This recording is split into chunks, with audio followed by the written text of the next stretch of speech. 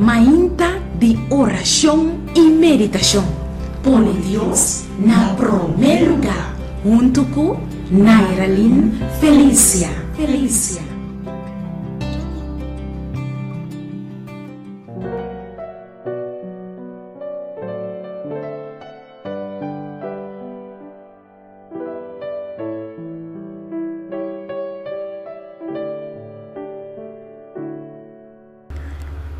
Título para nos meditación de ahorita, Tata perdonami. A palavra de Deus para ahorita guardada en el book de Mateo capítulo 1, versículo 21.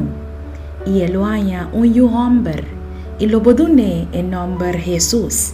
Para sobre esta es un que lo salva su pueblo dinan picanan.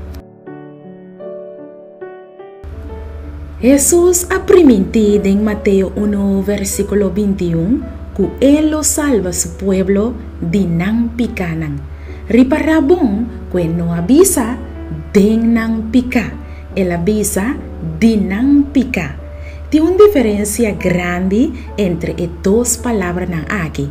Nos torta pecador nan y nos da falta de gloria de Dios. Sin embargo, tiene algún que te piensa que nan por viva una vida haciendo lo que nan que y después nan te pide perdón torciman y sigue peca.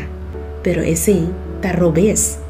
Dios así es aquí bon cla de su palabra y él avisa que Jesús lo salva a su pueblo de nan picanan. Es aquí no significa que nos sigue peca para emes un picanan. Dios que para nos por confesar nos picanan allí y pide perdón con sinceridad y con un corazón arrepentido. Después, Dios te espera de cada uno de nos para nos por vira lomba for de nos picanan y stop de hasi emes un pica. Para medio de gracia de Dios, es aquí está posible. Pese pide Dios awe para ayudar y donar fuerza para odiar bo picanan y para Dios por revelar cualquier pica que no está ni consciente de que y para por confesar es aquí y abandonaran. Así oración, así aquí. Tata, perdonami que me peca vez tras vez contra Divo y también contra mi prójimo. Salvame for de pica y doname victoria para siempre en el nombre de Jesús. Amén.